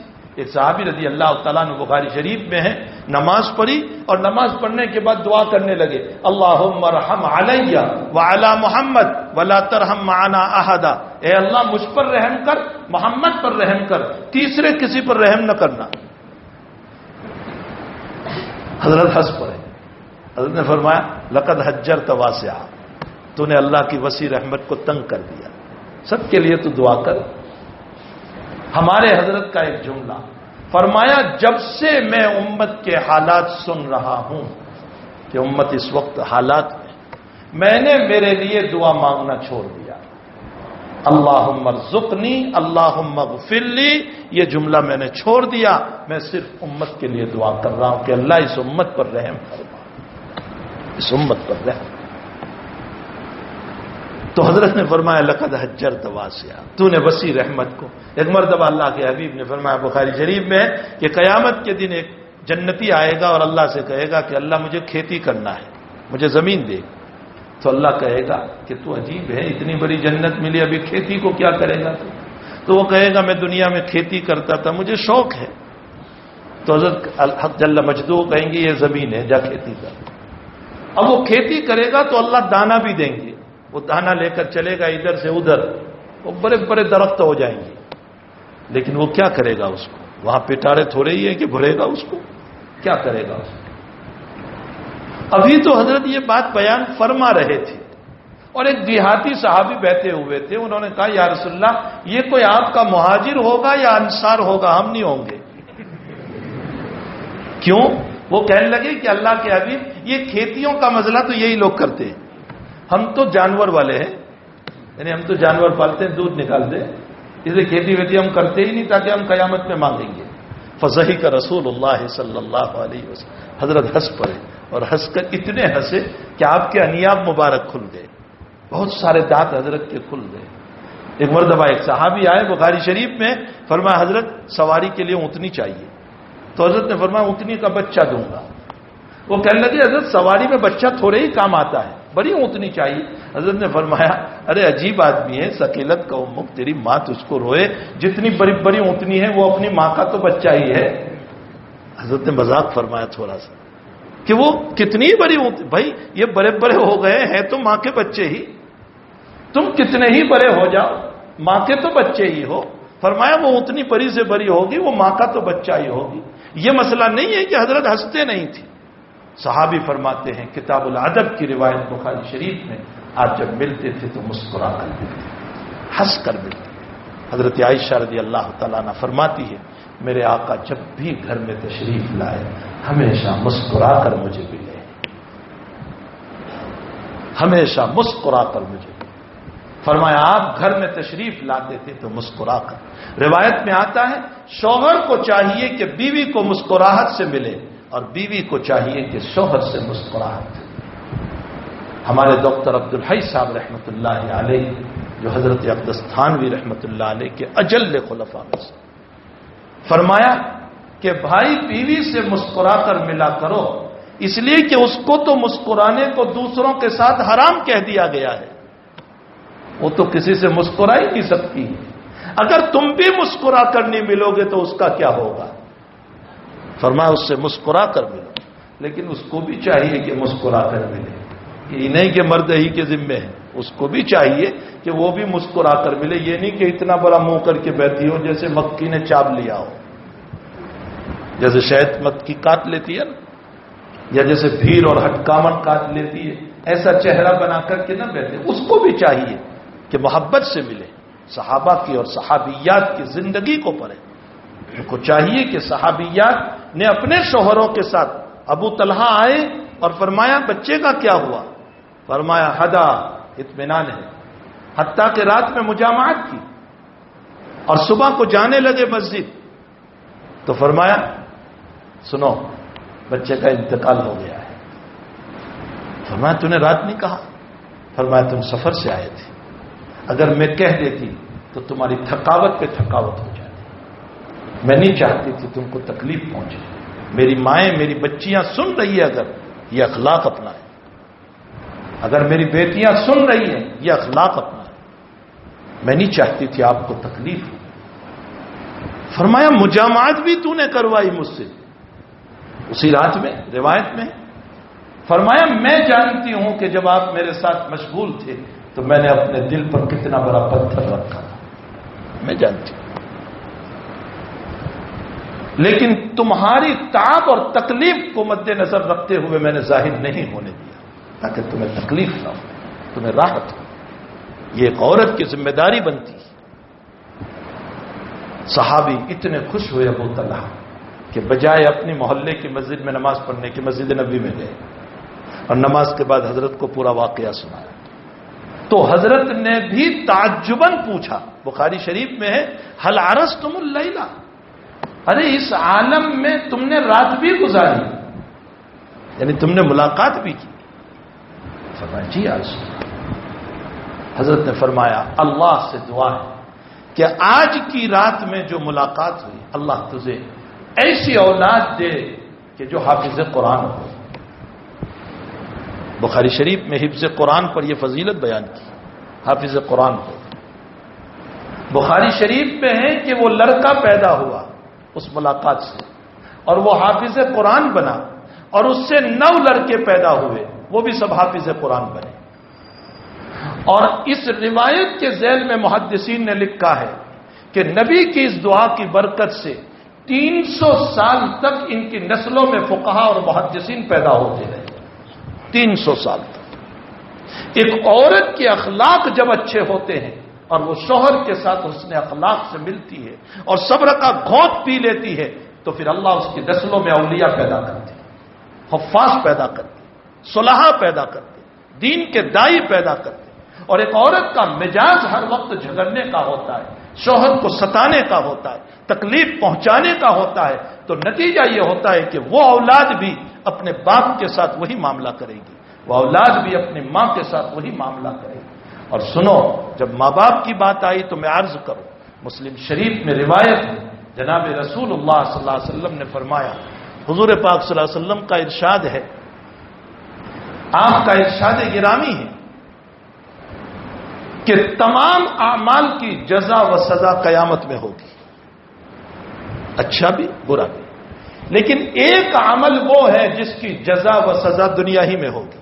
ایک عمل مسلم کی روایت ہے صحیح ترین، اور پھر نبی علیہ السلام نے فرمایا وہ عمل والدین کے ساتھ کے تعلقات. اگر والدین کے ساتھ حسن تعلق ہے تو دنیا ہی میں جزا ہوگی، اولاد اچھی ہوگی، کاروبار میں برکت ہوگی، گھر میں سکون ہوگا. اور اگر تم نے اپنے والدین کے ساتھ مسائل غلط کیے، تمہاری اولاد نافرمان ہوگی، گھر میں سکون نہیں ہوگا، روزی میں بے برکتی ہوگی. یہ روایت علامہ اسماعیل نے جب سنی تو کہنے لگے کہ لاؤ میں دنیا میں دیکھوں نبی کی اس روایت کا ظہور کہیں ہوتا ہے. نکلے بغداد پہنچے تو دیکھا کہ ایک بڑا کنواں ہے اور اس پر بہت بڑی ڈول ہے، اور اس ڈول کے ساتھ ایک رسی ہے، اور اس رسی کا ایک سیرا ایک برے آدمی کے ساتھ باندھا ہے، اور ایک جوان ہے جو اس برے کو ہانک رہا ہے، پیچھے سے مار رہا ہے، چابک کے ذریعے سے ہانک رہا ہے. اور وہ بدھا جب چلتا ہے تو وہ بالٹی اوپر آتی ہے، وہ چھوٹی نہیں تھی، بہت بڑی، اور جب بالٹی اوپر آتی تھی تو وہ کھیت میں پانی پلاتا ہے. اسماعیل کہتے ہیں کہ میں اس کے پاس گیا. اب یہ تو علماء سے پوچھو کہ اسماعیل کون تھے. فرمایا میں اس کے پاس گیا اور میں نے اس سے یہ کہا کہ ظالم اس برے پر رحم کر، تو کیا کر رہا ہے اس عمر کے اندر، اس بڑھاپے کے اندر تو اس کو مار رہا ہے، پانی کھنچوا رہا ہے. تو اس نے کہا ایک سا ہادا ابھی، ہٹ یہاں سے، یہ تو میرا باپ ہے. اسماعیل کہتے ہیں کہ میں نے یوں کہا کہ ظالم تک تو اور ظلم ہو گیا کہ تو اپنے باپ کے ساتھ یہ معاملہ کر رہا ہے. تو خود اس برے نے جواب دیا، میرے بھائی میرے اس بیٹے کو کچھ نہ کہے، اسی کنویں پر میں نے بھی میرے باپ کے ساتھ یہی معاملہ کیا تھا، اسی کنویں پر. میرے بھائیوں، گھر کا سکون اگر لانا ہے ہمیں تو آپسی محبت پیار سے آتا ہے، والدین کی اطاعت فرما برداری سے آتا ہے. تو حضرت نے فرمایا لا تحقرن فی من معروف شیئا، کسی بھی نیکی کو حقیر نہ سمجھو، چاہے تم اپنے بھائی کو ہنس کر مل رہے ہو اس کو بھی حقیر نہ سمجھو، اللہ اس پر بھی تمہیں ثواب دے گا. تو روایتوں میں اس طرح کی روایتیں ہیں، ہنس کر ملو، دلوں میں حسد بغض رکھ کر نہ ملو، محبت سے ملو. سفیان ثوری رحمۃ اللہ علیہ کون نہیں جانتا، بہت بڑی شخصیت، حدیث کا امام، تفسیر کا امام، فقہ کا امام، اور پھر رات میں مصلی پر کھڑا رہنے والا. کسی نے وفات کے بعد خواب میں دیکھا، موت کے بعد، تو سفیان کہتے ہیں میں تو اس امید پر پہنچا تھا کہ اللہ میری تفسیر پر، میری حدیث پر، میری فقہ کی خدمتوں پر، میری نمازوں پر اللہ میری بخشش کر دے گا، لیکن اللہ نے اس میں سے کوئی چیز کا تذکرہ نہیں فرمایا. سفیان ثوری کے حالات میں دیکھا، اللہ نے مجھ کو یوں فرمایا کہ سفیان تیرا ایک عمل ہے وہ مجھے پیارا آیا تھا، اور اسی پیار والے عمل پر میں تجھے معاف کرتا ہوں۔ فرمایا یا ربی وما عملی، وہ میرا عمل کیا ہے؟ تو اللہ نے فرمایا کہ تو ایک وقت حدیث لکھ رہا ہے، تو نے روشنائی کے اندر قلم کو دبویا۔ اس زمانے میں اسی طرح لکھتے تھے، قلم دبوتے تھے، لکھتے تھے، اور جب نے قلم کو اٹھایا تو اس کے اوپر مکھی آ کر بیٹھ گئی۔ اس کو پیاس ہوگی، پانی پینا ہوگا، اس پر آ کر بیٹھ گئی۔ تیرے دل میں یہ آیا کہ چلو بیچاری پیاسی ہے، اس کو پی لینے دو، یہ ہٹے گی تب میں لکھوں گا۔ تو نے 1 منٹ کے لیے سکتہ کر لیا، وقفہ کر لیا اور اس کو پی لینے دیا، یہاں تک کہ وہ اڑ گئی۔ پھر نے لکھنا شروع کیا، اور اس میں تیری کوئی ریاکاری نہیں تھی، اس لیے کہ کوئی تھا ہی نہیں، وہاں کسی کے دکھاوے کے لیے تو تھا ہی نہیں۔ تو نے میری ایک چھوٹی سی مخلوق کے اوپر رحم کیا، مجھے اس عمل پر بہت پیار آ گیا، میں اسی کی بدولت تجھے معاف کرتا ہوں۔ لا تحقرن من المعروف شیئا، چھوٹی نیکی کو بھی چھوٹی نہ سمجھو۔ بہت سی مرتبہ شیطان ہمیں وسوسے ڈالتا ہے۔ کیا وسوسے؟ ارے بہت گنہگار ہو، اتنا سا عمل کرنے سے کیا ہوگا میرا، یہ کہہ کر اس نیک عمل کو چھڑوا دیتا ہے۔ اللہ کے نبی فرماتے ہیں ایمان کے 70 سے زائد شعبے، اس کا اعلیٰ شعبہ لا الہ الا اللہ، اور اس کا سب سے ادنا شعبہ راستے سے تکلیف دہ چیز کو ہٹا لینا۔ کیلے کا چھلکا پڑا تھا، کانٹا پڑا تھا، کاچ پڑا تھا، آپ نے ہٹا دیا۔ اب شیطان دل میں اس وقت بات ڈالتا ہے سارا نامہ عمل تو گناہ سے سیاہ ہے، اتنے میں کیا ہوگا، لیکن سفیان کا واقعہ بتا رہا ہے کہ اسی پر ہو سکتا ہے بخشش ہو جائے۔ بخاری شریف میں ہے کہ ایک آدمی کا گزر بنی اسرائیل میں، اور اس کو پیاس لگی، کنویں میں اتر کر پانی پیا۔ وَإِذَا خَرَجَ مِنَ الْبِئْرِ، جب وہ نکلا، فَرَأَىٰ كَلْبًا يَلْهَثُ وَيَأْكُلُ الثَّرَى مِنَ الْعَطَشِ، حضور پاک صلی اللہ علیہ وسلم فرماتے ہیں اس نے ایک کتے کو دیکھا کہ جو موت کی کشمکش میں، سانس میں، اور پیاس کی وجہ سے وہ مٹی چاٹ رہا ہے۔ اس غریب کو رحم آیا، حالانکہ وہ کون تھا؟ حضور فرماتے ہیں کہ فاسق و فاجر، بدکار، زناکار تھا۔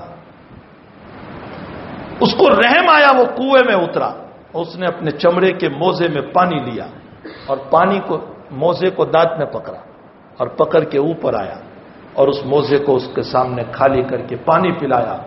قیامت تک بخاری شریف میں روایت چمکتی رہے گی۔ حضور فرماتے ہیں فاسق و فاجر کی بخشش اللہ نے اسی پر فرما دی۔ لا تحقرن من المعروف شیئا، کسی ادنا چیز کو حقیر نہ سمجھو۔ مجھے ایک واقعہ یاد آیا، حضرت اقدس تھانوی رحمۃ اللہ علیہ نے لکھا ہے۔ حضرت فرماتے ہیں کہ حضرت شاہ ولی اللہ صاحب رحمۃ اللہ علیہ کے والد صاحب شاہ عبد الرحیم صاحب رحمۃ اللہ علیہ، جو ہماری سلسلے کی سند حدیث کی اہم کری، ایک جگہ دہلی میں جا رہے تھے، اور ادھر سے ادھر جانا تھا، پانی بہت تھا، بارش کا زمانہ، اور گندا پانی تھا، اور پگڈندی راستہ تھا، یعنی ایسا راستہ کہ 2 آدمی نہیں چل سکتے، بس ایک چل سکتا ہے، یا تو یہ جاوے یا وہ آوے۔ حضرت تھانوی علیہ الرحمٰن نے لکھا ہے کہ سامنے سے اسی پگڈندی پر کتا آ رہا تھا، چونکہ کتا نیچے نہیں اترتا، اسی پر آ رہا تھا۔ حضرت شاہ عبد الرحیم صاحب چلے تو شاہ صاحب نے کتے سے بات کی۔ کتے سے بات کرنے کا مطلب کتے سے نہیں، یعنی اپنے دل میں مکالمہ کیا۔ مکالمہ یہ کیا کہ اگر یہ کتا نیچے اتر جائے تو کتنا اچھا ہے، اس لیے کہ اگر یہ نیچے اترا تو کچھ بھی نہیں ہوگا، اس کا بدن گندا ہوگا، ویسے بھی تو یہ ناپاکی ہے، یہ نجس تو ہے ہی کتا، اگر نیچے بھی اتر گیا تو کیا فرق پڑا، لیکن اگر میں نیچے اتروں گا تو میرے کپڑے گندے ہو جائیں گے اور میری نماز کا مسئلہ ہے۔ اور حضرت نے لکھا ہے کہ جمعہ کی نماز کے لیے جا رہے تھے، بہرحال دل میں یہ خیال گزرا، پھر دل میں خیال آیا کتے کی طرف سے گویا کہ ایک جواب، کسی کو مکالمہ سے تعبیر کیا، اور بروں کے دل پر خیالات بھی بڑے آتے ہیں۔ خیال یہ آیا کہ گویا کتا یوں کہہ رہا ہے کہ حضرت آپ اتر جائیے۔ پھر خیال آیا کہ میں اتروں گا، میرے کپڑے گندے، تو اترے گا بدن ناپاک، تو ویسے بھی ناپاک ہے۔ تو پھر خیال گزرا کہ گویا کتا یوں کہہ رہا ہے دل میں کہ کتا یہ کہہ رہا ہے کہ اگر آپ اتر گئے تو بہت سے بہت تو کپڑے ناپاک ہوں گے جو تبدیل ہو سکتے ہیں، لیکن اگر میں اتر گیا تو آپ کا دل ناپاک ہو جائے گا، اس لیے کہ آپ میں غرور آ جائے گا، تکبر آ جائے گا، بڑائی آ جائے گی، اور آپ یہ سوچو گے میری شخصیت تو وہ ہے کہ کتا بھی سائڈ دے دیا کرتا ہے، کتا بھی راستہ دے دیا کرتا ہے۔ کپڑوں کا ناپاک ہونا اچھا ہے دل کے ناپاک ہونے کے مقابلے میں۔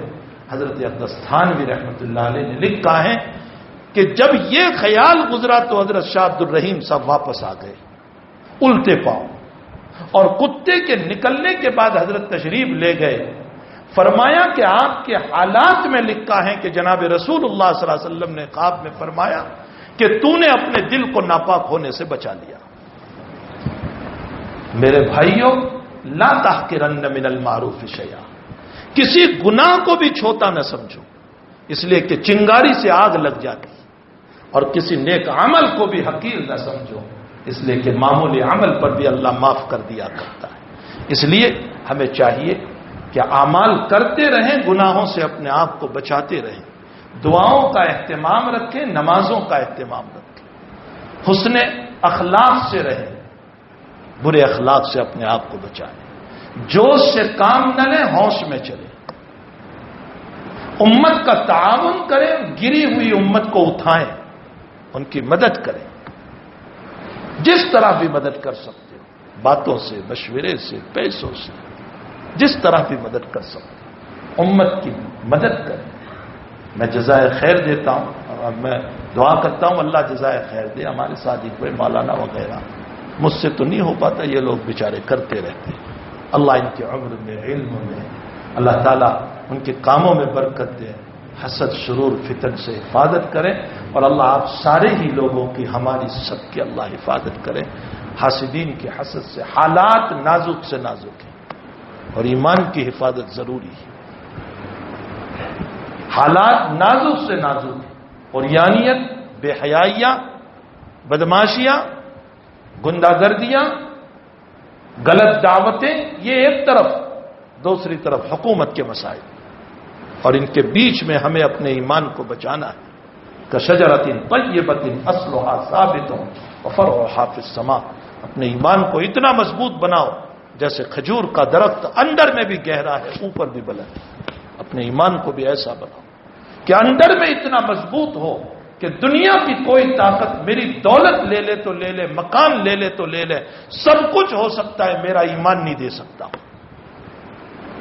کشجرۃ طیبۃ اصلھا ثابت وفرعھا، تو بہرحال ان حالات میں اپنے ایمان کی حفاظت ضروری ہے۔ اچھے اخلاق سے رہو، ہر ایک سے مدتاوانہ برتاؤ رکھو، ہر ایک سے حسن سلوک کرو، اس میں قومیت، مذہبیت کوئی چیز نہیں کرتی، حسن اخلاق میں قومیت، مذہبیت کوئی چیز نہیں، ہر ایک سے حسن اخلاق، بھوکوں کو کھانا کھلاؤ، پیاسوں کو پانی پلاؤ، ننگوں کو کپڑے پہناؤ، بے مکانوں کے مکان کا تعاون کرو، خود بھی اچھے اخلاق سے رہو، اچھی زبان ہماری ہو، گالی گلوچ سے بچو، سوشل میڈیا پر اپنے آپ کو ڈالنے سے بچاؤ، یہ بہت غلط طریقہ، یہ منافق ہے، سوشل میڈیا جو ہے نا منافق ہے، واٹس ایپ منافق ہے، منافقوں کی یہی شان تھی، کیا شان تھی جو قرآن نے نقل کی؟ قرآن کہتا ہے کہ منافقوں کے پاس کوئی بات جب جاتی تھی تو وہ اس کو فوراً افشا کر دیا کرتے تھے،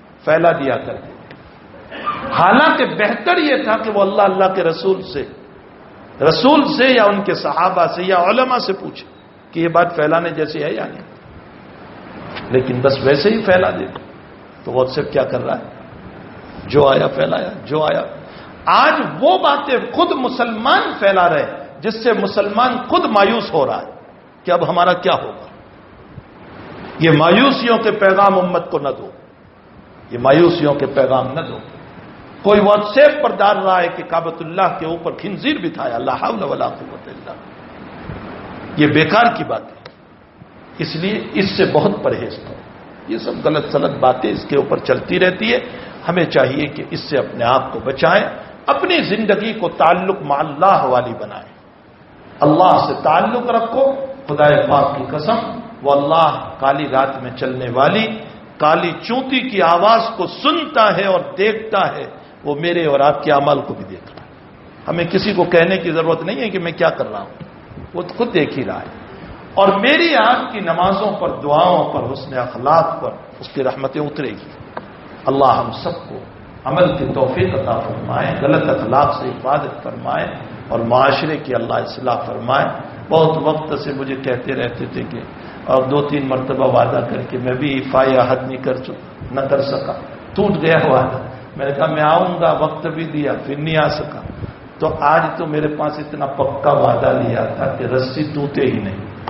میں نے کہا میں بھی اس وقت جمے ہوئے ہوں کہ آؤں گا ضرور، چاہے بارش ہو چاہے کچھ بھی ہو، لیکن میں آ کر رہوں گا۔ اللہ مجھے بھی عمل کی توفیق دیں، آپ کو بھی عمل کی توفیق دیں، امت کو صلاح اور فلاح پر ڈالیں، امت کو اخلاص پر ڈالیں۔ اور اللہ تعالیٰ اور میرے بھائیوں، ڈاکٹر عبدالحی صاحب کی ایک دعا میں تمہیں سنا کر جاؤں۔